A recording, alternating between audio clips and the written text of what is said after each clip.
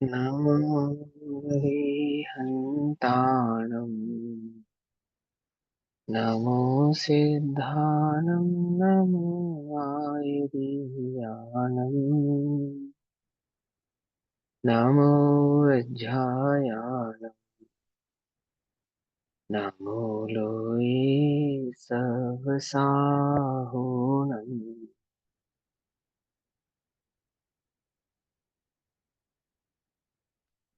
मङ्गलं भगवान् वीरो मङ्गलं गौतमो गणी मङ्गलं कुन्दकुन्दार्यो जैनधर्मोऽस्तु मङ्गलम् सर्वमङ्गलमाङ्गल्यं सर्वकल्याणकारकम् प्रधानां सर्वधर्माणां जैनं जयतु सनातनम्।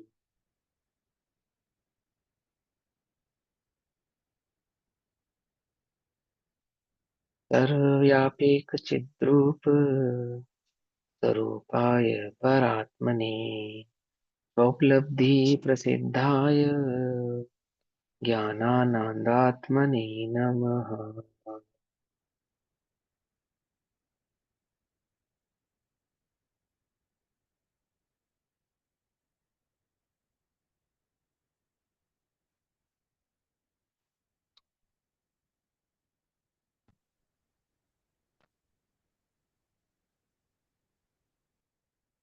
हमारे दोपहर कालीन कक्षा का विषय चल रहा है श्री प्रवचन सारजी ग्रंथ। श्री प्रवचन सारजी का स्वाध्याय हम सभी आचार्य अमृतचंद्र देव द्वारा रचित तत्व प्रदीपिका तथा आचार्य जयसेन द्वारा रचित तात्पर्य वृत्ति टीका के आधार से कर रहे हैं। गाथा नंबर 29 का भाव चल रहा है। वस्तु का स्वरूप समझाते समय आचार्य कुंद कुंद देव कहते हैं प्रवचन सारजी में, आचार्य कुंद कुंद देव के द्वारा तो प्रवचन सार नामक ग्रंथ के माध्यम से कहा जा रहा है। वास्तव में तो साक्षात तीर्थंकर भगवान समोशरण में केवल ज्ञान प्रकट करने के पश्चात केवल ज्ञान का स्वरूप समझाते समय ये बात कहते हैं कि यह ज्ञान सर्वगत होता हुआ भी सर्वगत नहीं है और सर्वगत नहीं होता हुआ भी सर्वगत है। अर्थात जानने की अपेक्षा से सर्वगत होता हुआ यह ज्ञान जाने की अपेक्षा से सर्वगत नहीं है। और वह जो ज्ञेय है जो इस ज्ञान का विषय बनते हैं जानने में आने की अपेक्षा से ज्ञानगत होते हुए भी वह समस्त लोकालोक ज्ञान में आ जाने की अपेक्षा से ज्ञानगत नहीं है। ऐसा कितना सिंपल साधारण सियादवाद है इस ज्ञान स्वरूपी वस्तु स्वरूप का, ज्ञान में वस्तु स्वरूप का। अज्ञानी को समझ में नहीं आता। अज्ञानी क्या कहता है कि जानना ही जाना है और जाना ही जानना है। जानने और जाने के बीच का भेद नहीं करने पर या तो ज्ञान में ज्ञेय का प्रवेश स्वीकार कर लेता है या तो ज्ञेय में ज्ञान का प्रवेश स्वीकार करता है। और जैन दर्शन कहता है कि जानने की अपेक्षा से तुम प्रवेश स्वीकार करो तो करो, और उस जानने वाले प्रवेश को तुम जाना वाला प्रवेश कह दो तो हमें कोई आपत्ति नहीं है, तुम व्यवहार से ऐसा कह सकते हो। परंतु यदि तुम उसका स्वभाव मानो तो ऐसा नहीं है। और फिर क्या कहते हैं उसका स्वरूप समझाते समय आगे आने वाली गाथाओं में तन्मय ऐसा शब्द करके समझाएंगे। वहां क्या कहेंगे कि हम तुमको जाने का निषेध कर रहे हैं और तुम जानने का निषेध कर रहे हो, तो ऐसा तो ज्ञान का स्वरूप नहीं है। ज्ञान ज्ञेय को जानता है, निश्चय से जानता है। ज्ञान ज्ञेय में चला गया ऐसा व्यवहार से कहा जाता है। ज्ञान ज्ञेय को जानता है तो तन्मय होकर नहीं जानता, केवल ज्ञान है ना। लेकिन वही वही जो आत्म भाव है उसको तन्मय होकर जानता है।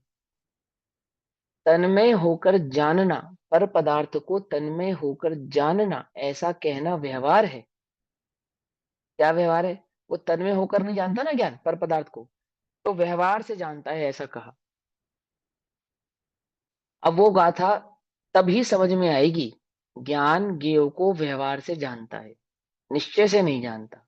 ये जो लाइन आएगी ना अभी आने वाली गाथाओं में, ये बात तभी समझ में आएगी जब ये गाथाएं समझ में आएंगी। ये 29 30 नंबर की जो गाथाएं हैं, लगभग 23 नंबर की गाथाओं से जो शुरू हुआ भाव है।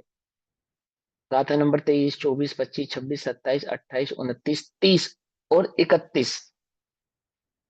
समझ नहीं बात है? मैंने 23 से लेकर 30 तक गाथाएं वो हो गई 7, और 2 हो रहेंगी 9। इन 9 गाथाओं को भाव, इन 9 गाथाओं के भाव को अच्छे से नहीं समझोगे, वो ठीक है, हाँ सिंपल है, वो तो कोई दिक्कत नहीं है। तो जब कहेंगे ना कि ज्ञान व्यवहार से ज्ञेय को जानता है, तो उसका तुम छल ग्रहण कर लोगे। कब छल ग्रहण कर लोगे? जब तुम ये नहीं समझोगे तब छल ग्रहण करोगे। आती बात समझ में नहीं आती? क्यों? क्योंकि हम आपको पहले सिद्धांत समझा चुके हैं। अब उस सिद्धांत को समझने के बाद निश्चय व्यवहार से, उसी सिद्धांत को निश्चय व्यवहार से कैसे कहा जाता है वो समझाएंगे।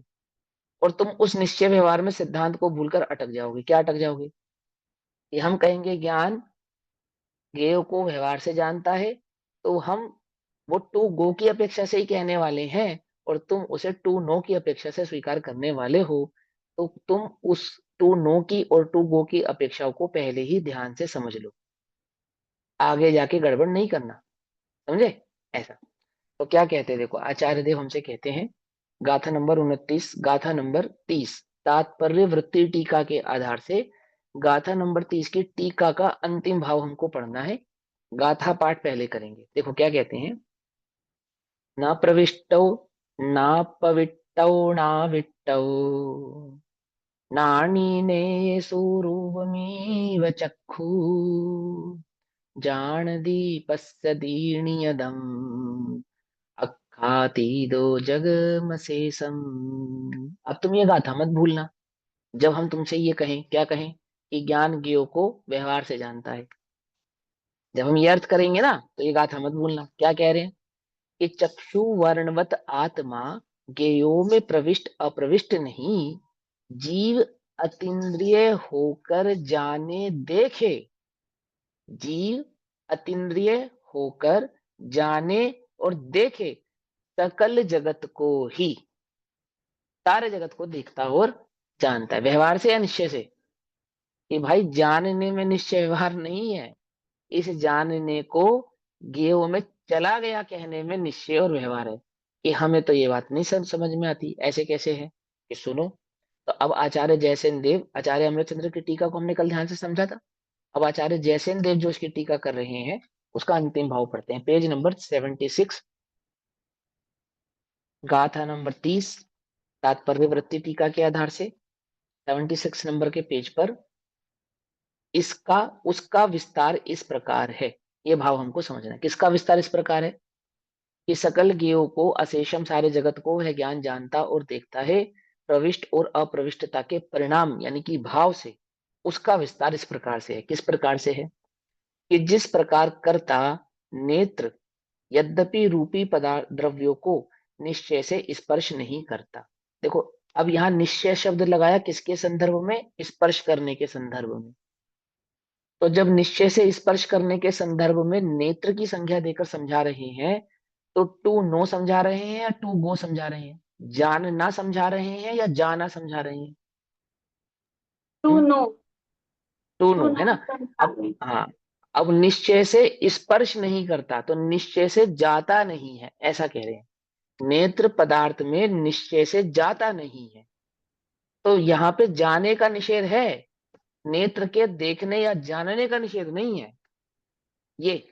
ठीक, फिर क्या कहते हैं? तथापि व्यवहार से स्पर्श करता है। आप उसको कह सकते हैं कि स्पर्श करता है यानी कि जाता है, ऐसा कह सकते हैं। तो जाता है ऐसा व्यवहार से कह सकते हैं, यानी कि निश्चय से क्या हुआ? जाता नहीं है।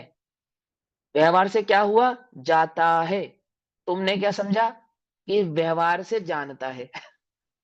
हम कह रहे हैं व्यवहार से जाता है, और तुम कहते हो व्यवहार से जानता है, तो कुछ अंतर है या नहीं? अंतर है ना? तो उस अंतर को ध्यान में रखो, फिर आगे चलेंगे। ऐसा लोक में प्रतिभासित होता है, ऐसा लोक में देखा जाता है। प्रतिभासित का अर्थ क्या है? यहाँ पे देखा जाता है, लोक में देखा जाता है ऐसा कि आंख अपने पदार्थ को देखती है, स्पर्श नहीं करती, तो भी आंख ने पदार्थ का स्पर्श किया, ऐसा कहा जा सकता है। बोले क्यों कहा जा सकता है? क्योंकि ज्ञान में पदार्थ का चित्र, आंख में पदार्थ का चित्र ज्यों का त्यों बन जाता है। उस ज्ञाकार की अपेक्षा से, ज्ञान आंख में बने हुए पदार्थ के चित्र की अपेक्षा से हम ऐसा कहते हैं कि मानो वह पदार्थ आंख में चला गया है ना, ऐसा कहते हैं। उसी प्रकार यह आत्मा मिथ्यात्व, रागादि आश्रवों तथा आत्म संबंधी केवल ज्ञान होने के पहले जो विशिष्ट भेद ज्ञान, विशिष्ट भेद ज्ञान यानी कि शुद्धोपयोग, उससे उत्पन्न जो केवल ज्ञान और केवल दर्शन, इन दोनों से तीन लोक तथा तीन कालवर्ती पदार्थों को निश्चय से, तीन लोक और तीन कालवर्ती पदार्थों को एक मिथ्यादृष्टि जीव, एक मिथ्यादृष्टि जीव अपने राग द्वेष आश्रव आदि परिणामों का अभाव करके, शुद्धोपयोग प्रकट करके, और शुद्धोपयोग को प्रकट करने के बाद वह केवल ज्ञान प्रकट करके, उसका फल प्राप्त करके, शुद्धोपयोग का फल केवल ज्ञान प्राप्त करके, उस केवल ज्ञान और उस केवल दर्शन से जब इस संपूर्ण लोकालोक को जानता है, अर्थात उसके ज्ञान में जब यह संपूर्ण लोकालोक जानने में आता है, तो कैसे जानना और देखना होता है, अथवा संपूर्ण लोकालोक कैसे जानने और देखने में आता है, कि क्या कहते हैं कि तीनों, केवल ज्ञान केवल दर्शन, इन दोनों से तीन लोक तथा तीन कालवर्ती पदार्थों को निश्चय से स्पर्श नहीं करता। क्या? निश्चय से क्या नहीं करता? स्पर्श नहीं करता, अर्थात ज्ञान उस लोक में जाता नहीं है और वह लोक उस ज्ञान में आता नहीं है। ऐसा होने पर भी, स्पर्श नहीं करता ऐसा होने पर भी स्पर्श करता है, ऐसा हम व्यवहार से कहते हैं। ऐसा व्यवहार कहते ही क्यों हो? कहते ही क्यों हो तुम ऐसा व्यवहार, जो इतना कंफ्यूजन क्रिएट करता है, जो हमें इतना परेशान करता है? ऐसा व्यवहार कहते क्यों? कि भैया व्यवहार इसलिए कहना पड़ेगा क्योंकि उस जानने में ना एक स्पेशल शक्ति है, चित्र विचित्र शक्ति। उसका निषेध नहीं करना ना, उसका स्वरूप भी तो समझाना है या नहीं समझाना है? ऐसा व्यवहार यहां लगाना अति अनिवार्य है। क्या कहा? कुछ बात समझ में ही नहीं? ज्ञान लोक में व्याप्त हो गया और लोक ज्ञान में व्याप्त हो गया, आ गया, ऐसा व्यवहार लगाना अति अनिवार्य है। बोले क्यों? व्यवहार ऐसा झूठ कहना अति अनिवार्य? बोले हाँ, क्यों? भैया ज्ञेयाकार है ना, ज्ञेयाकार, उसकी सिद्धि करनी है हमको। ज्ञेयाकार कैसे समझाएंगे? उस ज्ञान में ज्ञेय का आकार कैसे बना, और उस ज्ञेयाकार के बनने का महत्व क्या है, वो महत्व हमें समझाना है। वो ज्ञेयाकार ऐसा बना है मानो लोक ज्ञान में प्रविष्ट हो गया हो, ऐसा है वो ज्ञेयाकार। उसकी सिद्धि भी तो करनी है, नहीं करनी है? उसकी महिमा भी तो बतलानी है उस ज्ञान की, या नहीं बतलानी है? कि यहाँ बैठे बैठे वाह भाई वाह, सारे लोग को जान लिया, सारे लोग को जान लिया। देखो, ये पेंसिल है, ये ज्ञेयाकार क्यों समझाया जा रहा है वो भी समझ लो। ये पेंसिल है ना, इसको आंख के इतने नजदीक ले आऊं तो दिखाई देगी? बहुत दूर ले जाऊं तो दिखाई देगी? नहीं दिखाई। और उचित दूरी पे रखूं तो दिखाई देगी? है ना? ज्ञान इस लोकालोक को कैसे जानता है, वो ज्ञेयाकार कैसा बनता है? मानो हाथ पे रखे हुए आंवले की भांति, अर्थात इतनी उचित दृष्टि से जानता है, इतनी स्पष्टता से जानता है, जितनी उचितता और स्पष्टता से ये आंख इस लोक में पदार्थ को देखती और जानती है। और आंख में जो दोष है ना, कि अति दूर जाने पर नजर नहीं आता, अति नजदीक आ जाने पर दिखाई नहीं देता, ऐसा दोष उस ज्ञान में नहीं है। इसलिए वहां पे वैचित्र शक्ति की विद्यमानता को बता रहे हैं, एडजस्टमेंट। जैसे तुम चश्मे का एडजस्टमेंट करते हो, चश्मा लगा के जो धुंधला है उसको साफ देखते हो, है ना? ऐसे ही वो केवल ज्ञान दूर के पदार्थ को बहुत दूर देखता होगा। जैसे आकाश में चिड़िया उड़ती हुई हमें दिखाई देती है छोटी सी, बड़ा प्लेन छोटा दिखाई देता है, तो केवल ज्ञान को ऐसे दिखाई देता होगा ना, जो जो भगवान सिद्धशिला से नरक निगोद तो बहुत दूर है, इसलिए उन्हें एक इंद्रिय जीव कैसे दिखाई देते हैं? सूक्ष्म। है। और सबसे नजदीक क्या है? 5 और उत्तर विमानों में सबसे नजदीक सिद्धशिला के बिल्कुल नजदीक, सर्वार है ना, सिद्धि। सरवार सिद्धि देव। सरवार सिद्धि तो वो बहुत बड़े दिखाई देते होंगे। जो क्यों? जैसा है द्रव्य बिल्कुल वैसा दिखाई देता है। हाँ, उस ज्ञान की प्रमाणिकता में, दृष्टि में एडजस्टमेंट ऐसा नहीं है कि दूर की वस्तु छोटी दिखेगी और पास की वस्तु बड़ी दिखेगी। इसलिए ज्ञाकार है, ज्ञाकार। ये समझो ध्यान से। वो लोग उस ज्ञान में बिल्कुल उचित उचित भाव से प्रस्तुत है।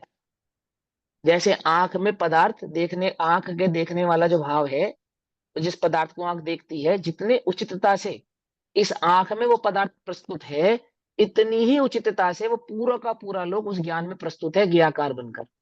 अब ज्ञाकार की महिमा को समझो बड़े ध्यान से। समझ में बात नहीं? समझ ऐसा व्यवहार कहते हैं क्यों? तुम्हें ज्ञान की महिमा बतलानी है इस ज्ञाकार से, कि वो कितनी स्पष्टता है उसके जानने में। समझे? अब देखो क्या कहते हैं। स्पर्श नहीं करता होने पर भी व्यवहार से स्पर्श करता है, ऐसा कहते हैं।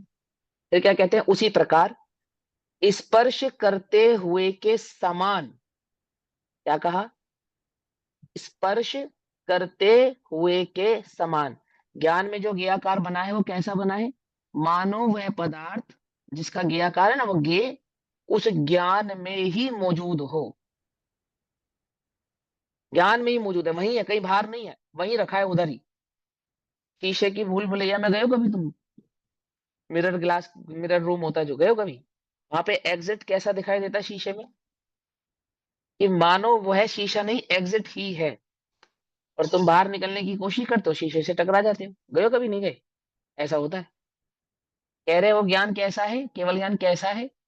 कि मानो वह लोग इस जगत में कहीं और नहीं, केवल ज्ञानियों के ज्ञान में ही प्रस्तुत हो, बाहर कहीं नहीं है, वही है। कुछ बात समझ में आई या नहीं है? ऐसा होने पर भी लोक का अंश मात्र भी केवल ज्ञान में नहीं है। यथासंभव अपनी स्थिति अनुसार जहां जिसको होना चाहिए वही है। समझे या नहीं समझे? जैसे होता है ना मैप, मैप होता है, ये दिल्ली है और ये पाकिस्तान है, ये बांग्लादेश, ऐसे मार्क लगाते हैं मैप में। तो मैप में वो सब है या नहीं है? मैप में दिल्ली, बांग्लादेश, बेंगलोर आदि ये सब है या नहीं है? बोलो। तो फिर जब वहां नहीं है तो फिर वहां क्या मार्क लगा रहे हो कि तुम ये दिल्ली है, ये है भी बांग्लादेश और है? नहीं भी। हाँ। आई वो समझ में, है भी और नहीं भी। पूरा का पूरी, पूरी की पूरी दुनिया कागज पे मौजूद है, और पूरी की पूरी दुनिया उस कागज पे मौजूद होती हुई भी नहीं है या नहीं? ऐसा ही है ना। ऐसे ही वो पूरा का पूरा लोकालोक उस ज्ञान में स्पष्ट भाव से मौजूद है, ऐसा होता हुआ भी अंश मात्र भी उस लोक का वहां मौजूद नहीं है। समझे क्या कहते हैं? उसी प्रकार स्पर्श करते हुए के समान, ज्ञान से जानता है और दर्शन से देखता है। स्पर्श करते हुए के समान जानता और देखता मतलब कैसा? मानो ज्ञान में ही मौजूद हो, वह कहीं बाहर मौजूद नहीं हो, ऐसा जानता देखता है। प्रश्न, कैसा होता हुआ? वह आत्मा जानता देखता है तो कैसा होता हुआ जानता देखता है? उत्तर, अतीन्द्रिय सुख के स्वाद रूप से परिणमित होता हुआ, इंद्रियातीत होता हुआ। वह ज्ञान कैसा है? कि लोकालोक को जानने में आने पर उसके अतीन्द्रिय सुख में बाधा नहीं आती। पहले तो तुम ये समझ लो। अर्थात जानना, लोकालोक को जानना दुख रूप नहीं है, अतीन्द्रिय आनंद को बाधित करने वाला नहीं है। समझ में ही बात नहीं? समझ क्या पूछा? वह आत्मा जानता और देखता है तो कैसा होता हुआ जानता और देखता है? बोले सबसे पहले तो ये समझ लो, वो ज्ञान जो लोकालोक को जान रहा है, अपने अतीन्द्रिय आनंद को तो उसमें कोई बाधा पड़ती नहीं। कल्पना करो तुम्हें तुम्हारा पूर्व भव दिखाई दे, पूर्व भव, नरक का, त्रियंच का, या आगामी भव दिखाई दे, तो तुम्हें कैसा लगेगा? नरक का दिखाई दे तो, त्रियंच का दिखाई दे तो, हम्म, अंदर में कैसा लगेगा? और अपने संगी साथियों का भी दिखाई देने लगे, जिनसे तुम्हें आज वर्तमान में प्रेम है, वो तुम अगले भव में उनको अपना बैरी देखो, फिर तुम्हें कैसा लगेगा? तुम्हारे सुख का क्या होगा? तुम्हारे उस ज्ञान का क्या होगा? बोलो, बोलो। तुम्हारी जो टेंशन है, चिंता, वो क्या है? कि बस मेरे ज्ञान में जैसे ही ये विषय आता है, वैसे ही मैं क्या हो जाता हूँ, डिस्टर्ब हो जाता हूँ। मेरा जो समता है, मेरी जो समायिक है, मेरा जो आनंद है, मेरी जो कषाय की मंदता है, मेरा जो स्वाध्याय है, सारा का सारा क्या हो जाता है, सारा विलीन हो जाता है और बस एक वो कषाय भाव ही रह जाता है। तो उपाय क्या है सुखी होने का? कि वो जो जानने में आ रहा है ना, वो ना आए, वो ना आए। अब सोचो उन केवलियों के साथ क्या होता होगा। उन्हें दिख रहा है बराबर में जो सिद्ध बैठे हैं, ये पूर्व भव में वैश्या भी थे, भील भी थे, आदि भी थे, ये भी थे, ऐसे भी थे। अथवा पूर्व भव के जो मेरे माता पिता थे, वो अभी भी संसार में रखड़ रहे हैं, दुख भोग रहे हैं। हम्म। समझ में आई बातें? समझ विचलित होते होंगे या नहीं होते होंगे इस ऐसे लोकालोक को जानकर? और सिर्फ लोकालोक को जान ले तो भी कोई दिक्कत नहीं थी, अपने भी सारे भव जानने हैं, बीते हुए सारे पाप कुचाल जानने हैं, जिनसे मित्रता थी, दोस्ती थी, प्रेम था, राग था, उनके भी सारे भव देखने और जानने हैं। और वो हमारे बारे में क्या सोच रहे हैं, देख रहे हैं, वो भी जानने हैं। क्यों? अब भगवान महावीर स्वामी को इस समय वर्तमान में कोई अपशब्द कह रहा होगा या नहीं कह रहा होगा? और उन अपशब्दों को भगवान महावीर स्वामी जान रहे होंगे या नहीं जान रहे होंगे? कहीं भगवान की मूर्ति तोड़ी जा रही होगी, कहीं मंदिर लूटा जा रहा होगा, कहीं भगवान को झूठा कहा जा रहा होगा, कहीं ये कहा जा रहा होगा कि केवल ज्ञानी विवल ज्ञानी सब मिथ्या है, ऐसा कहा जा रहा होगा, नहीं कहा जा रहा होगा? और ज्ञान में जानने में आ रहा होगा, आ रहा होगा या नहीं आ रहा होगा? बोलो कैसा लग रहा होगा उनको? कोई तुम्हें ये कहे कि क्या तुम पढ़ाते हो बकवास, सब बेकार है तुम्हारा ये पढ़ाना, और हमें तो तुम्हारा पढ़ा हुआ कुछ समझ में नहीं आता, ऐसा बोले, ऐसा तुमको कैसा लगता है? अंतरंग में कैसा लगता है? एकदम लगता है, अरे कोशिश करता है कि नहीं मैं अच्छे से अच्छा पढ़ाऊं, नहीं उसकी समझ में आ जाए, नहीं ऐसा हो जाए, नहीं वैसा हो जाए। लगता है या नहीं लगता है? हम्म? तो ये इतना कह दे कि तुम्हारी प्ररूपणा सिद्धांत विरुद्ध है, ऐसा कह दे, भले ही सही हो, और ऐसा कह भर दे, तो कैसा फील होता है तुमको? यहाँ जहां ये कहा जा रहा होगा, शंकराचार्य के अनुयायी ये कह नहीं रहे होंगे, मीमांसा लिखी जा रही होगी ना कहीं ये कहकर कि जैनियों का ये स्यादवाद मत हमें समझ में नहीं आता, हास्य का पात्र है, काल्पनिक है। सोचो, भगवान कहे कि हमने इतना सुंदर स्यादवाद का सिद्धांत बताया और ये उस स्यादवाद के सिद्धांत की मजाक बना रहा है। कैसा लगता होगा उन्हें? उनके ज्ञान में तो दिख रहा है ना, झलक रहा है ना। कैसा दिख रहा है उन्हें, कैसा लग रहा है? वो कह रहे हैं देखो भाई सुनो, कुछ भी देखे और जाने, लोक का अशेष अंश मात्र भी जहां बचा नहीं है, ऐसे जानने और देखने में, अतीन्द्रिय सुख में के आनंद में बाधा आती नहीं है। पहले तो ये समझ लो, कैसे जानते और देखते हैं? बोले पहले तो ये समझो, अतीन्द्रिय आनंद का स्वाद लेते हुए, क्या? अतीन्द्रिय आनंद का स्वाद लेते हुए, तुम्हारी समता, तुम्हारे आत्मा की समता समाई भंग हुए बिना, और तुम अपनी बुराई सुनो, अपने विरुद्ध बातें सुनो। समझे या नहीं समझे? तुम्हारी समता में अंतर नहीं आएगा, तुम्हारे आनंद में अंतर नहीं आना चाहिए कि भैया ये तो मुश्किल है, ये तो पॉसिबल नहीं है, तो केवल ज्ञान प्रकट होने के बाद ही होगा। तो वादिराज मुनिराज को देखो, देखो निगंध दिगंबर मुनिराजों को, उपसर्ग के काल में अपशब्द कहते हुए, है ना, वो अभय रानी ने शेर सुदर्शन पे लांछन लगाया ना, तो उनकी समाइक, उनकी समता में क्या हुआ? रंच मात्र भी, वो तो गृहस्थ है। सोचो मुनिराजों की वीतरागता, वीतरागता इसलिए, ये देखो ये सिद्धांत ये किस लिए समझा रहे हैं कि केवल ज्ञान प्रकट होता है, वीतरागता पहले प्रकट होती है, फिर केवल ज्ञान प्रकट होता है। आप तो मीमांसा आदि जैसे ग्रंथों को पढ़ोगे तो वहां सिद्ध करेंगे, एक वीतरागता वाले जीव को ही केवल ज्ञान प्रकट हो सकता है, और केवल ज्ञान प्रकट होना क्यों संभव है, किस प्रकार से संभव है, वो सारे वहां पे मीमांसा बतलाएंगे। तो वहां जान रहे हैं लेकिन दुखी नहीं हो रहे हैं। तो कहते हैं ऐसा ही केवल ज्ञान है। कैसा है वे केवल ज्ञान? क्या होता हुआ जानता और देखता है? बोले दुखी नहीं होता। सबसे पहले तो आप ये समझो, अतीन्द्रिय सुख के स्वाद रूप से परिणमित होता हुआ, या एकदम आनंद लेता हुआ। रामायण के मंच पर नाटक के मंच पर दो व्यक्ति, एक राम बना है, एक रावण बना है, और राम और रावण की दोनों पत्नियां, सांसारिक पत्नियां, असली पत्नियां, वो मंच कर रहे हैं ना, मंचन कर रहे हैं, वो तो नाटक कर रहे हैं, जो उनकी वास्तविक पत्नियां हैं, वो उनका नाटक देखने गई हैं, दोनों, दोनों सहेलियां बैठी है साथ, और राम रावण को ललकार रहा है क्या? कि मैं तुझे मार समूल नष्ट कर दूंगा। ठीक है, नहीं समझे? और वो दोनों देख रही हैं, तो प्रसन्नता से देख रही हैं या दुखी होकर देख रही हैं? बोलो। कुछ बात समझ में नहीं? वो कहता है राम रावण से, तुझे समूल नष्ट कर दूंगा, सीता को लौटा दे।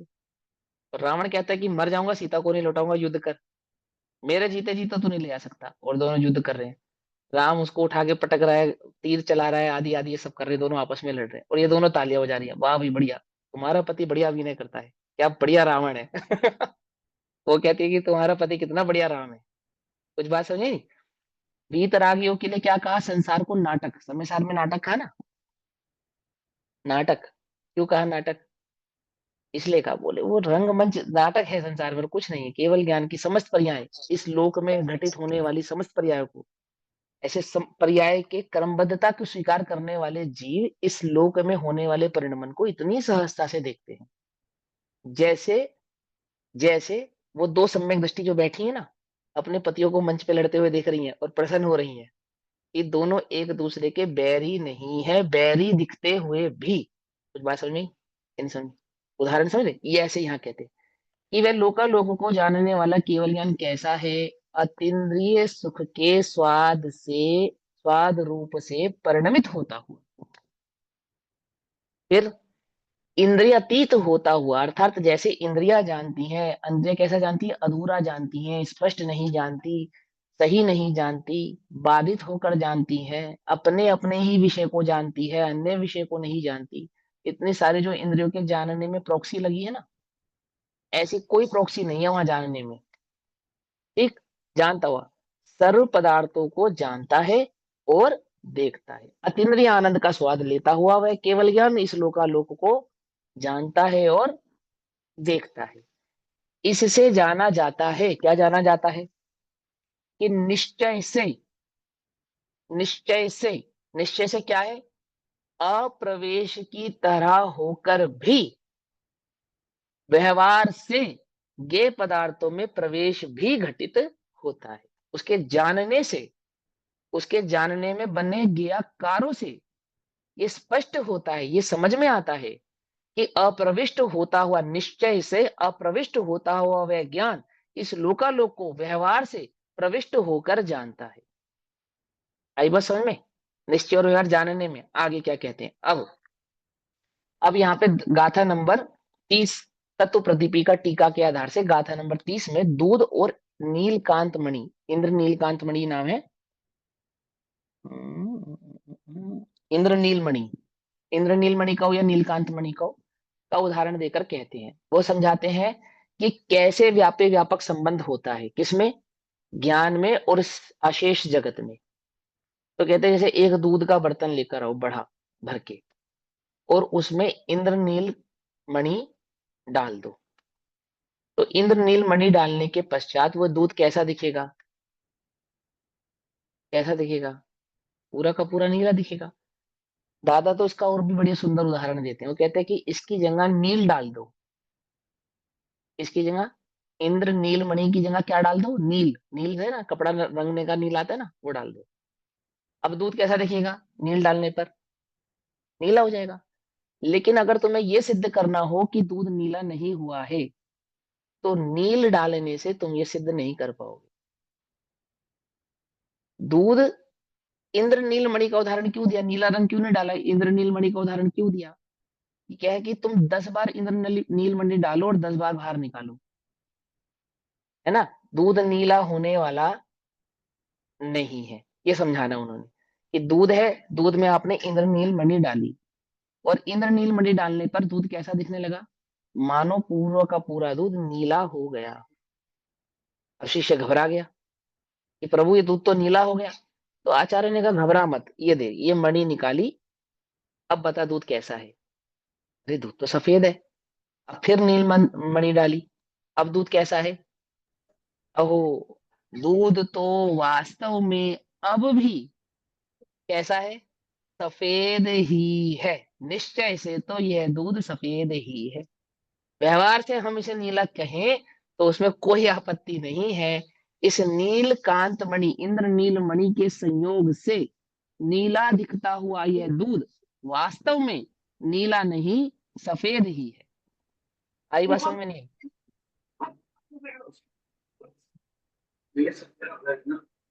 ये म्यूट वो कर देना भैया भैया जरा। फिर हाँ, नील का एग्जाम्पल क्यों दिया? दादा ने वही तो नील कह रहा का हूँ। एग्जाम्पल। तो दादा ने यही तो कहा कि आचार्यों ने नील का उदाहरण ना लेकर इंद्रनील का उदाहरण लिया है, क्योंकि नील मिला दोगे तो फिर वो दूध को वापस से सफेद सिद्ध नहीं कर पाओगे। समझे ना? तो क्या कहा वहां पे, क्या उदाहरण दिया? इंद्रनील का मणि का उदाहरण दिया। व्यापे व्यापक संबंध में दूध और शक्कर का उदाहरण देते हैं जनरली, लेकिन यहाँ पे इंद्रनील मणि का उदाहरण दे रहे हैं।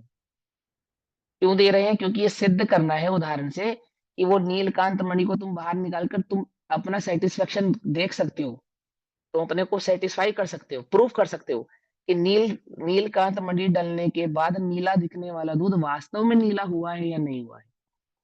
बोले नीलकांत मणि निकालो बाहर और देख लो हुआ या नहीं हुआ। तो संयोग होने पर नीलकांत मणि का संयोग तो कैसा है उस दूध के साथ? मानो दूध ही नीला हो गया हो, यानी कि वो नीलापन, इंद्रनील मणि का नीलापन दूध में चला गया हो और दूध इंद्रनील मणि में चला गया हो। ऐसे ही ज्ञान इस लोक में बह गया हो, व्याप्त हो गया हो, और यह लोक इस ज्ञान में व्याप्त हो गया हो। परंतु जब स्वभाव के नजदीक जाकर देखोगे, नीलकांत मणि भिन्न है और दूध बिल्कुल भिन्न है। अंश मात्र भी दूध का उस नीलत्व भाव को प्राप्त हुआ नहीं है, हो सकता नहीं है, घुमाने पर भी नहीं हो सकता। इंद्र नीलमणि को घुमाए दूध में कुछ समय के लिए, 2-4 घंटा छोड़ दे रख के, अब तो हो जाएगा ना नीला? बोलो, सुबह से शाम तक रख के छोड़ देते हैं, शायद हो जाए। नहीं होगा। ऐसे ही अनंत काल तक, अनंत काल तक वह ज्ञान इस लोकालोक को कैसे जानेगा? मानो ज्ञान लोकालोक गे गत हो गया हो और ये उस ज्ञान में प्रवेश कर गए हो। ऐसा होने पर भी ना तो ज्ञान गेगत होता है और ना ही ये ज्ञानगत होते हैं। जानने की अपेक्षा से ज्ञान गेगत है और जाने की अपेक्षा से ये ज्ञानगत होता नहीं है। नीलकांत मणि दूध में पड़ी है, नीलकांत मणि के संयोग से दूध नीला है, उसका निषेध नहीं है। ऐसा होने पर भी दूध नीला हुआ नहीं है, दूध तो सफेद दुग्ध कलर रंग वाला ही। समझे? ये उदाहरण गाथा नंबर 30 में समझाकर आपको उसका स्वभाव, ज्ञान का स्वभाव समझाएंगे। क्या कहते सुनो। अथेवम ज्ञानमर्थेषु वर्तत इति संभवायति, अर्थात अब यहां इस प्रकार दृष्टांत पूर्वक कि ज्ञान पदार्थों में प्रवृत्त होता है, यह स्पष्ट करते हैं। क्या कहते हैं? ज्ञान पदार्थों में किस प्रकार प्रवृत्त होता है, तो उदाहरण देकर समझाते हैं कि इस प्रकार प्रवृत्त होता है। वहां प्रवृत्त का अर्थ क्या है? प्रवृत्त का अर्थ क्या है? कि ज्ञान का ज्ञेयों में प्रवेश करना। वहां कहते हैं प्रवृत्त करना। तो ज्ञान ज्ञेयों में किस प्रकार प्रवेश करता है? बोले जिस प्रकार इंद्र नीलमणि दूध में प्रवेश करने पर दूध में नीलत्व भाव प्रवेश कर जाता है, ज्ञान ऐसा ही उस सारे जगत में प्रवेश कर जाता है। उस दूध के बर्तन में जो इंद्रनल मणि है वो कहाँ है? कहाँ है? दूध के तल में किसी एक स्थान पर ही तो बैठी है ना वो मणि, पत्थर जैसी मणि उस दूध के बर्तन में किसी एक स्थान पर ही तो बैठी है ना, पूरे दूध में तो तैर नहीं रही, घूम नहीं रही, है ना, उसके तल में कहीं जाकर बैठी है। और उसकी प्रभा वो कैसी है? संपूर्ण दूध में है, संपूर्ण दूध में। ऐसे ही वे सिद्ध भगवान, वे केवल ज्ञानी कहाँ है? इस लोक के अगर भाग पे शिखर पे एक जगह एक स्थित है ना, अथवा अपने समोषण में आदि आदि जहां पे भी वे विद्यमान है, केवली भगवान अथवा सिद्ध भगवान, वे तो एक ही स्थान पर बैठे हैं। परंतु वहां उसी एक स्थान से उनका केवल ज्ञान कैसा है? समस्त लोकालोक को अपनी आभा में अर्थात अपने ज्ञान में जानने की सामर्थ्य वाला है। आई बात समझ में? ऐसे समझा रहे हैं यहाँ पर कि किस प्रकार से प्रवृत्ति करता है, जाता है तो प्रवृत्ति होती है या बिना जाए प्रवृत्ति हो जाती है। बोले बस ऐसा ही संबंध है ज्ञान, ये संबंध तो जैसा इंद्र नीलमणि का दूध के साथ संपर्क होने पर ऐसा ज्ञान ज्ञेय को जानता है, तो ऐसे ही जानता है, इस अपने स्थान को छोड़े बिना, अपने प्रदेशों को त्यागे बिना, अपनी सीमा का उल्लंघन किए बिना समस्त लोक में व्याप्त हो जाता है। ऐसा, ठीक देखो क्या कहते हैं। रयणमी इंद्रनीलम दुदचिस्यं जहासभासाये अभिभूय तम्पि दुग्धं वट्टदीतहनानमट्टेषु यथा दूध में इंद्रनीलमणि व्याप्त स्वकीय प्रभा द्वारा, वैसे ही यह ज्ञान ज्ञेय में व्याप्त स्वकीय प्रभा द्वारा। स्वकीय प्रभा द्वारा, अपने द्वारा की गई प्रभा के द्वारा, अर्थात ज्ञान में स्वयं से जानने की शक्ति होने के कारण, जानन रूप भाव होने के कारण। और दूध में देखो, इंद्रनील मणि को किसी पत्थर पे रख दो तो उसको नीला नहीं करेगी, मिट्टी में रख दो तो मिट्टी को नीला नहीं करेगी। ध्यान से समझना, लोहे के, स्टील के, सोने के, चांदी के बर्तन में रख के उसे बंद कर दो तो उसे नीला नहीं करेगी। लेकिन दूध या पानी में डाल दो तो दूध और पानी को कैसा दिखाएगी, कैसी प्रभाव फैलेगी उसकी, मानो नील, पूरा ही दूध नीला अथवा वह पानी नीला हो गया हो। क्या समझा रहे हैं इसमें, क्या समझा रहे हैं? कि ज्ञान में जानने की योग्यता है, सिर्फ इतना ही नहीं, ज्ञेयों में जानने में आने की योग्यता है। इसलिए भी दो योग्यताएं है ना, दूध में ये योग्यता है कि वो इंद्र नीलमणि की प्रभा को अपने सर्वांग में व्याप्त कर सके, और इंद्र नीलमणि की प्रभा में यह योग्यता है कि वे दूध के सर्वस्व सर्वांग में व्याप्त हो जाए, है ना। ऐसे ही ज्ञान में तो यह योग्यता है कि वे समस्त लोकालोकों को जान ले, समस्त लोकालोकों को ही नहीं, मात्र तीनों कालवर्ती पर्यायों को भी, भाव को जान ले। और कैसे जान ले, मानो अभी इसी समय वर्तमानवत ही जान रहा हो, ऐसा जान ले। और वह समस्त लोकालोक और तीनों काल की समस्त पर्यायों में ऐसी योग्यता है कि वह उसी समय, एक समय में ही उस केवल ज्ञान के भाव में झलक जाए, उनके जानने में आ जाए, ऐसी उस लोकालोक की योग्यता। ऐसा दोनों का संबंध है यहाँ पर। तो क्या कहते हैं, यथा दूध में इंद्र नीलमणि व्याप्त स्वकीय प्रभा द्वारा, स्वकीय अपनी प्रभा के द्वारा वे स्वकीय इंद्र नीलमणि की अपनी प्रभा दूध में क्या हो जाती है, व्याप्त हो जाती है। वैसे ही ये ज्ञान ज्ञेयों में व्याप्त स्वकीय प्रभा द्वारा, वैसे ही ये ज्ञान भी जानने की एक शक्ति रखने वाला होने के कारण समस्त लोकालोक में फैल जाता है। और समस्त लोकालोक में ऐसी योग्यता है कि वह ज्ञान के जानने में आ जाए, तो ज्ञान को वहां फैलने में क्या नहीं है, रंच मात्र भी बाधा होती नहीं है। समझ में आई बात? ऐसा देखो क्या कहते हैं, यथा जैसे इस जगत में दूध में पड़ा हुआ इंद्रनील रत्न अपनी प्रभा के द्वारा उस दूध में व्याप्त होकर वर्तता है।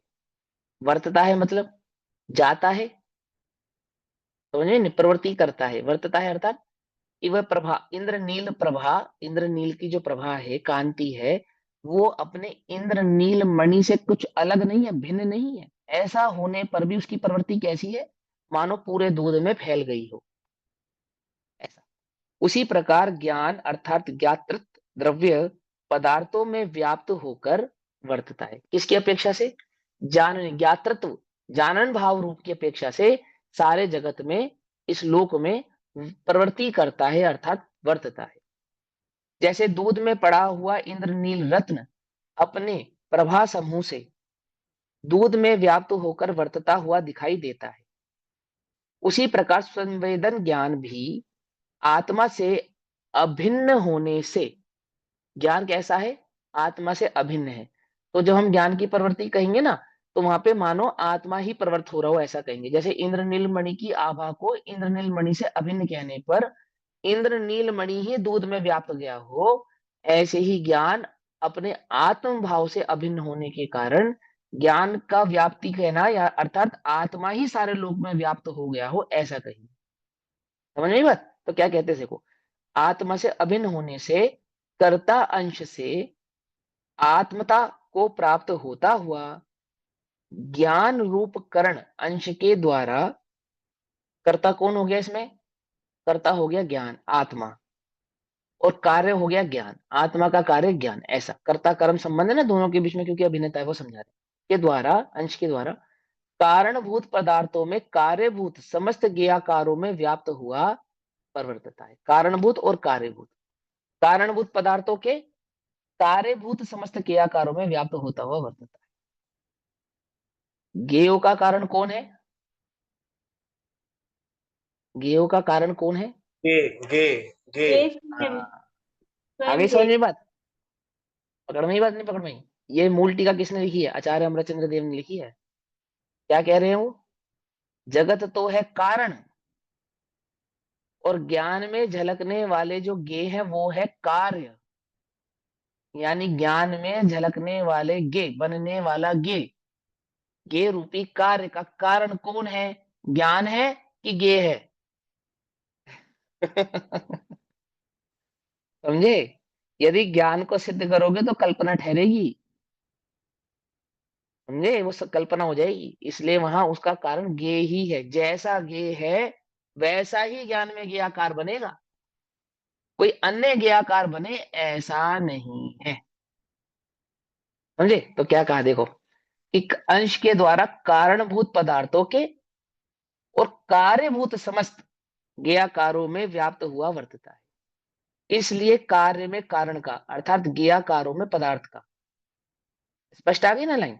इसलिए कार्य में कारण का, तो कार्य क्या? ज्ञाकारों में, और कारण माने पदार्थों का उपचार करके, अर्थात क्या उपचार करके?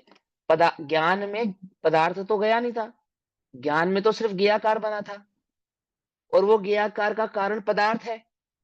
तो ये ज्ञाकार का कारण पदार्थ है ना, इसके कारण ऐसा उपचार करके हम कहते हैं कि ये ज्ञान ज्ञेयों में चला गया।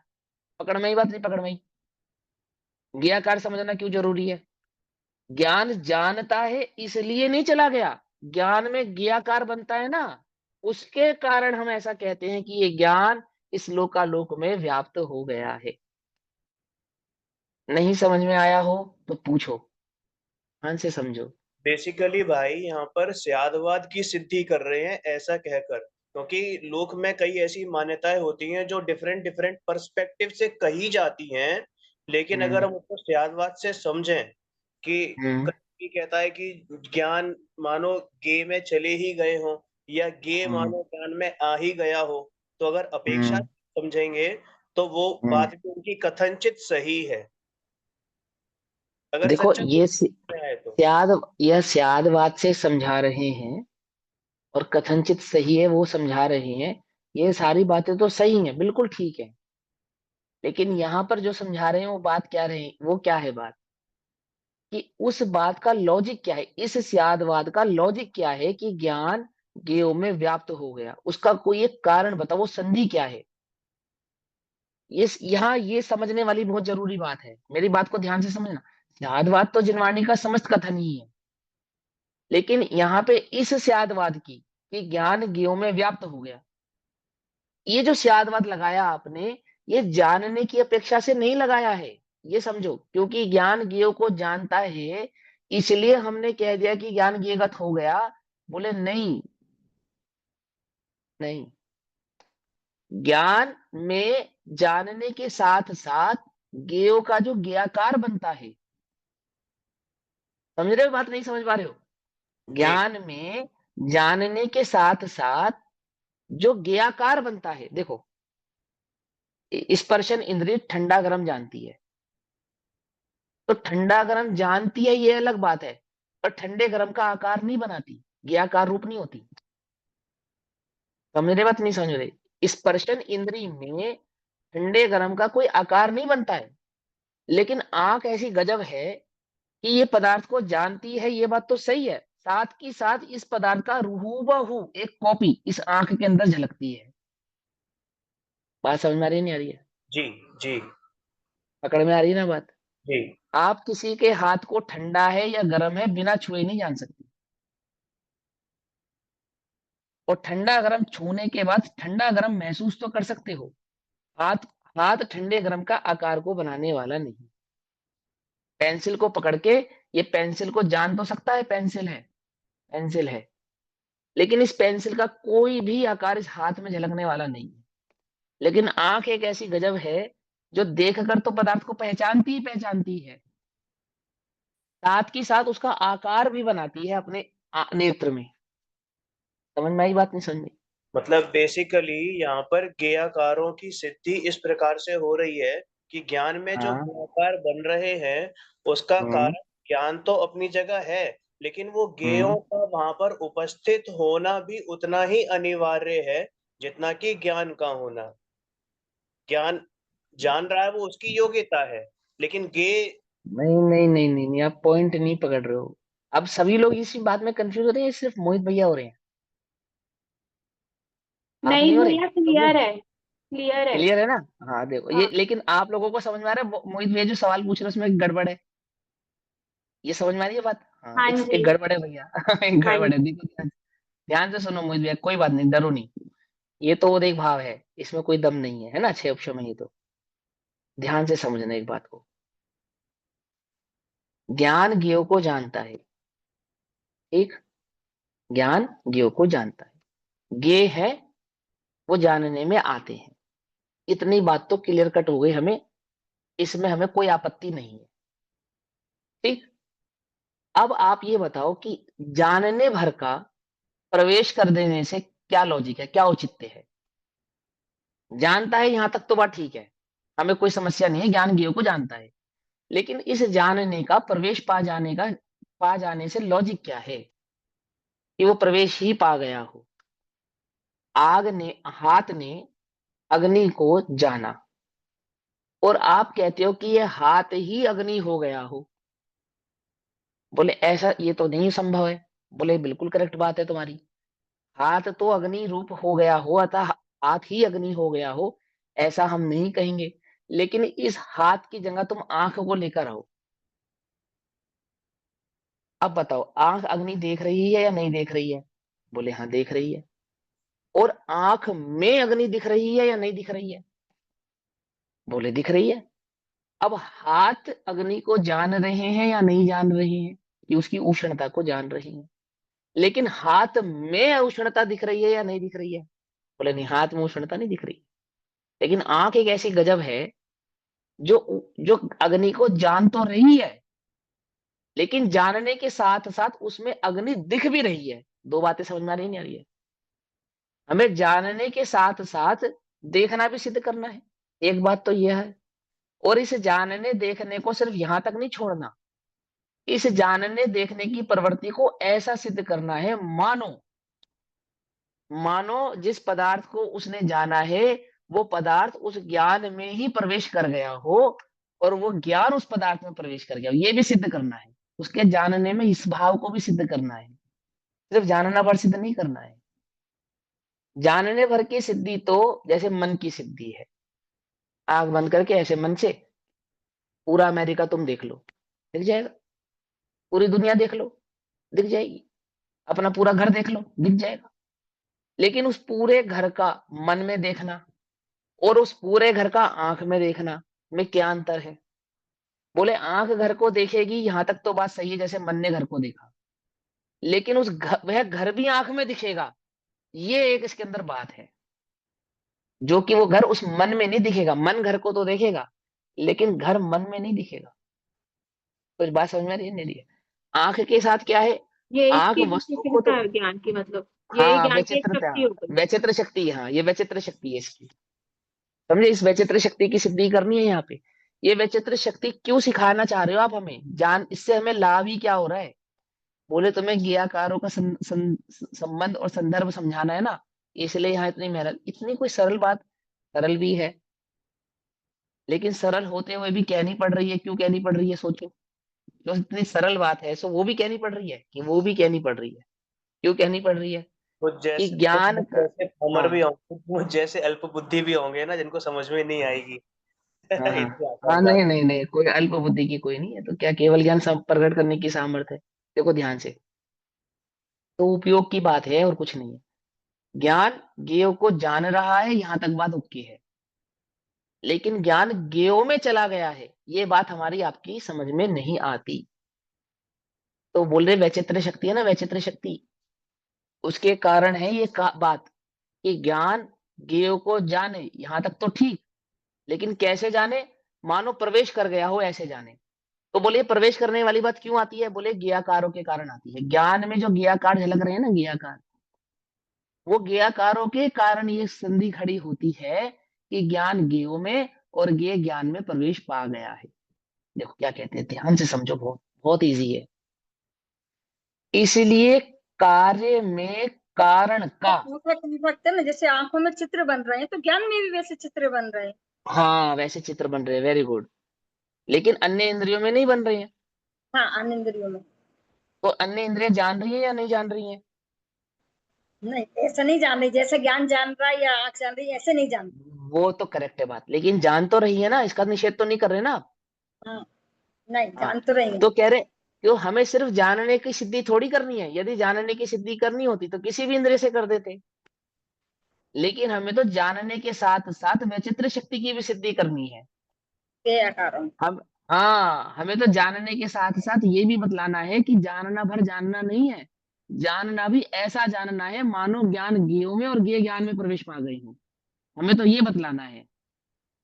तो इसीलिए वहां नेत्र को ही उदाहरण लिया, अप्राप्यकारी होता हुआ भी, अर्थात बिना छुए भी वो प्रवेश करता है, ऐसा बतलाना है। जबकि अन्य इंद्रिय छूते छूकर भी प्रवेश नहीं पाती। क्या कहा? अन्य इंद्रियां जानने के लिए छूती है, छूकर भी प्रवेश नहीं करती, और आंख एक ऐसी विचित्र शक्ति वाली है जो छूती भी नहीं और प्रवेश कर जाती है। ऐसे ही ज्ञान की एक ऐसी विचित्र शक्ति है जो पदार्थ को छूता भी नहीं और पदार्थ में प्रवेश कर जाता है, और पदार्थ ज्ञान में प्रवेश कर जाता है। ये समझाना है ज्ञान की शक्ति को, ज्ञान की ताकत को, उसके स्वभाव को। क्योंकि तुम जानने का निषेध करोगे ना बार बार, अभी तुम्हारे जानने के निषेध को समझाना पड़ेगा कि निषेध किसका करना है। समझे? तो देखो क्या कहते हैं, इसलिए ये लाइन ध्यान से समझेंगे हम, है ना। इसलिए कार्य में कारण का उपचार क्या है? ज्ञान का ज्ञेयगत होने का जो उपचार है, ये जो व्यवहार हमने खड़ा किया, इस व्यवहार का रीजन क्या है? बोले रीजन है कार्य में कारण का। तो कार्य क्या है?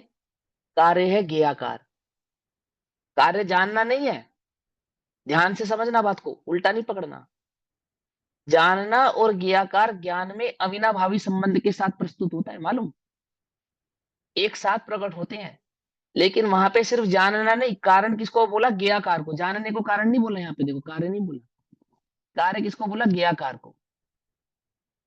समझ में आ रही बात? नहीं समझ में आ रही? पॉइंट समझ में आ रहा है ना। कार्य है ज्ञेयाकार और कारण है पदार्थ। कारण है पदार्थ, यानी ये लोकालोक जिसके कारण ज्ञान में ज्ञेयाकार बन गया। तो क्या कहते हैं? कार्य में कारण का उपचार करके, यानी कि ज्ञेयाकारों के कारण, ज्ञेयाकारों के कारण, इस लोक के कारण, वस्तु के कारण, ज्ञान में जो ज्ञेयाकार बना है ना, उस ज्ञेयाकार का उपचार करके हम ये बात कहते हैं कि ज्ञान पदार्थ में प्रवेश कर गया है। देखो क्या कहते हैं, कार्य में कारण का उपचार करके यह कहने में विरोध नहीं आता। क्या विरोध नहीं आता? कि ज्ञान पदार्थों में व्याप्त होकर प्रवृत्ति करता है, कि वह ज्ञान मानो सारे लोकालोक में फैल गया हो। क्यों फैल गया हो? क्योंकि वह पदार्थ को जानता है, इसलिए नहीं, क्योंकि जानने के साथ साथ वैचित्र शक्ति यानी कि वहां ज्ञेयाकार भी बनता है। अब जानना और ज्ञेयाकार ये अविनाभावी संबंध जैसे हैं, तो भी जानने की प्रवृत्ति को ज्ञेयाकार की प्रवृत्ति से कुछ भिन्न कहकर समझाया जा रहा है। यानी कि जानने, उस ज्ञान के जानने की एक शक्ति है, वैचित्र शक्ति भाव, उस वैचित्र शक्ति की यहाँ सिद्धि करनी है। और वही वैचित्र शक्ति एक ऐसा कारण है जिसके कारण हमें ये बात उपचरित भाव से कहनी पड़ती है कि ज्ञान सिर्फ जाने इतना ही नहीं, ऐसे जाने मानो सारे लोक में व्याप्त हो गया हो, और सारा लोक उस ज्ञान के जानने में आए, मात्र इतना नहीं, ऐसे जानने में आए मानो ज्ञान में ही हो, ज्ञान के कहीं बाहर नहीं। ऐसा भावार्थ, जैसे दूध से भरे हुए पात्र में पड़ा हुआ इंद्रनील रत्न सारे दूध को अपनी प्रभा से नीलवर्ण कर देता है। कर देता है, कर देता है कहने में आपत्ति नहीं है, परंतु नीलवर्ण रूप दूध होता नहीं है ना। इसलिए व्यवहार से रत्न और रत्न की प्रभा सारे दूध में व्याप्त कही जाती है। इसलिए कही जाती है क्योंकि वो नीलापन दिखाई भी दे रहा है ना, वो नीलापन दूध में दिखाई भी दे रहा है। खाली खाली दूध में गिर गया है इतना ही नहीं, साथ की साथ दूध में नीला भाव प्रकट भी हो रहा है, ये भी तो एक कारण है। इंद्र नीलमणि कहाँ है, दूध में गिर गया। सिर्फ इतना नहीं, इतना नहीं, उसके नीलपन की जो प्रभा है वो पूरे के पूरे दूध में प्रदर्शित भी हो रही है, दिखाई भी दे रही है। ज्ञान ज्ञेय को भर जान जान भर नहीं रहा है, ज्ञान में ज्ञेय झलक भी रहे हैं, दिख भी रहे हैं। समझ में आई बात, नहीं समझ में आ रही है? ज्ञान में ज्ञेय दिख भी रहे हैं दर्पण के समान। क्या कहते हैं, इसी प्रकार ज्ञेयों से भरे हुए विश्व में रहने वाला आत्मा समस्त ज्ञेयों को अर्थात लोकालोक को अपनी ज्ञान प्रभा के द्वारा प्रकाशित करता है, मात्र जानता है नहीं, प्रकाशित करता है, झलकाता है, ऐसा कह रहे हैं। अर्थात जानता है, इसे झलकाने को जानना भी कहते हैं। इसलिए व्यवहार से कैसे जानता है, प्रकाशित करता हुआ जानता है, नहीं प्रकाशित करता है अर्थात जानता है। कैसा जानता है कि मानो जैसे वो दूध नीला हो गया है, ऐसे जानता है मानो आत्मा ही लोकालोक हो गया हो। आत्मा क्या हो गया हो, आत्मा ही लोकालोक हो गया। जैसे दूध नीला हो गया है, ऐसे आत्मा लोकालोक हो गया है, ऐसे जान रहा है। इसलिए व्यवहार से आत्मा का ज्ञान और आत्मा सर्वव्यापी कहलाता है। इसलिए व्यवहार से आत्मा को भी सर्वव्यापी कहते हैं और उस ज्ञान को भी सर्वव्यापी कहते हैं। यद्यपि निश्चय से वे अपने असंख्यात प्रदेशों में ही रहते हैं, ज्ञेयों में प्रविष्ट नहीं होते। आई बात समझ में? अब इसी भाव को तात्पर्य वृत्ति टीका के आधार से आचार्य जयसेन देव हमको समझाएंगे। तात्पर्य वृत्ति टीका में यही गाथा 30 नंबर की जो गाथा है 31 नंबर हो जाती है। क्या कहते सुनो, आचार्य कहते हैं अब एक चीज और उस भाई ही पूछना चाह रही हूँ हाँ हाँ कि हाँ ये हाँ छद्मस्तों के ज्ञान में ये ऐसा होता है कि केवल ज्ञान में भी ऐसा होता है? भले वो देखते नहीं, अपने में रहते हैं, और वहां भी ऐसा ही होता है क्या? ये तो ज्ञान का स्वभाव है। सारी महिमा केवल ज्ञान की बतलाएंगे, सारा केवल ज्ञान का स्वभाव बतलाएंगे और फिर बाद में क्या कहेंगे, जैसे केवलियों का स्वरूप जान लिया तुमने, बोले हाँ जान लिया, ऐसे तुम्हारा ज्ञान है, ऐसा कहेंगे। कहेंगे नहीं 80 नंबर की गाथा में, जो जान दी अरहंतम दब्बत गुणत पज्जयते ही, तो जान दी अपाणम मोह खलु जाती तस्सलम। क्यों कहेंगे ये बात? ये बात 80वें नंबर की गाथा में जाकर बोलेंगे हमको। क्यों? कि तुमने 79 नंबर की गाथा तक क्या सीखा, कि हमने समझा कि केवल ज्ञान ऐसा ऐसा है, सीख लिया, बोले हाँ। अब कहेंगे तुम्हारा ज्ञान भी तो ऐसा ही है, इससे अलग नहीं है। उसके जानने का जो स्वभाव है, उसके जानने का जो स्वरूप है, उसके जानने का जो तरीका है, वो ऐसा ही है कि वो व्याप्त होता नहीं है और मानो व्याप्त हो गया हो ऐसा लगता है। और हम तुम्हें उसको व्याप्त हो गया है कहीं भी, तो वो हम तुम्हें सिर्फ व्यवहार से ही कहते हैं। वास्तव में तो ज्ञान अपने निज चैतन्य ज्ञायक भाव के प्रदेशों में ही रहता है, पर पदार्थों में जाता नहीं है। और सुनो कि तुम जानने में आने वाले पदार्थों से घबराना नहीं, क्योंकि जानना ज्ञान का स्वभाव है। क्या समझे? समझे या नहीं समझे? इसीलिए यदि तुम्हें अपने निज चैतन्य ज्ञायक भाव की महिमा करनी हो, उसका अनुभव करना हो, तो तुम ज्ञेय के निषेध पूर्वक उसका अनुभव मत करो, ज्ञान की स्वीकृति पूर्वक उसका अनुभव करो। और फिर क्या कहेंगे कि यदि तुम्हें अहमपना रखना है, तन्मय होना है, तो ज्ञेयों में मत हो, ज्ञान में हो। और ये शर्त मत रखो कि ज्ञान में ज्ञेय नहीं आएंगे तो मैं ज्ञान में तन्मय रहूंगा। ये शर्त के साथ नहीं होगा ये काम। इस शर्त के बिना ये काम होगा, ज्ञान में ज्ञेय कहीं नहीं जाएंगे तो भी तन्मय ज्ञान में हुआ जा सकता है, तो भी ज्ञान का अनुभव किया जा सकता है, तो भी ज्ञान स्वभाव की स्वीकृति हो सकती है, तो भी ज्ञान स्वभाव जानने में आ सकता है। और कब? जब ज्ञान में से ज्ञेय कहीं नहीं जाएंगे तब, जब ज्ञान उन ज्ञेयों को जब वे ज्ञेय उस ज्ञान में झलक रहे होंगे तब। कुछ बात समझ में आती नहीं आती? तो मैं समय दशा प्रकट करना, आत्मा का अनुभव करना, बोले हाँ। तो कैसे होगा कि पहले ये सारे ज्ञेय हटा दो मेरे ज्ञान में से और एक ज्ञान भाव रह जाए तो मैं आत्मा का अनुभव कर लूंगा। तो क्या पुरुषार्थ कर रहे हो तुम आत्मा का अनुभव करने के लिए? एक एक करके ज्ञेय हटा रहे हो। तो आचार्य कह रहे अनादि अनंत काल लगा दे तू, तुझे आत्मा का अनुभव नहीं होने वाला। ये तो जिसका निषेध करके उस आत्मा का अनुभव करने वाला है, वो तो उस आत्मा का स्वभाव है, और तू स्वभाव का निषेध करके आत्मा का अनुभव कर रहा है। ऐसी अनिति जिन आगम में क्या कहा, चलती नहीं है। सारा जगत, एक जैन दर्शन को छोड़ दो आप, सारा जगत निर्विकल्पता किसे कहता है? सारा जगत नहीं जानने में आना, इसको निर्विकल्पता कहता है। और जैन दर्शन क्या कहता है? भैया नहीं जानना निर्विकल्पता नहीं, नहीं जानना तो जड़त्व है। वो तो जड़ भाव है। आत्मा की अनुभूति में आत्मा भाव के सिवा अन्य कोई भाव जानने में नहीं आएगा, ये बात परम सत्य है। परंतु उस आत्म भाव तक पहुंचने के लिए ये स्वीकार करना पड़ेगा कि ज्ञेयों के निषेध से आत्मा की अनुभूति होने वाली नहीं है। ज्ञान के स्वभाव की स्वीकृति करके, उसके जानन भाव को समझ कर, उसके स्वीकार करके ही तो उस ज्ञान भाव का अनुभव कर सकता है। अन्य कोई दूसरा उपाय नहीं है। ये समझो आप ध्यान से। पकड़ में ही बात नहीं? पकड़ में ही पॉइंट समझ में आता है? क्या कर रहे हो तुम गेयो का निषेध कर रहे हो। वो तो ऐसे जान रहा है मानो गेयो में प्रवेश कर गया हो, और तुम कह रहे हो कि उसका निषेध कर दो। ऐसे कैसे निषेध कर दे? समझ में आई बात? नहीं समझ में आई है? ऐसा।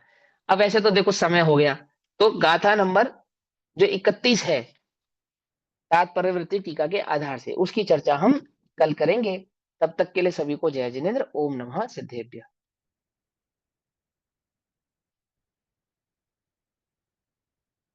निज निधि निज में बताई, यह अनंत उपकार है, उसके लिए जिन वाणी माफ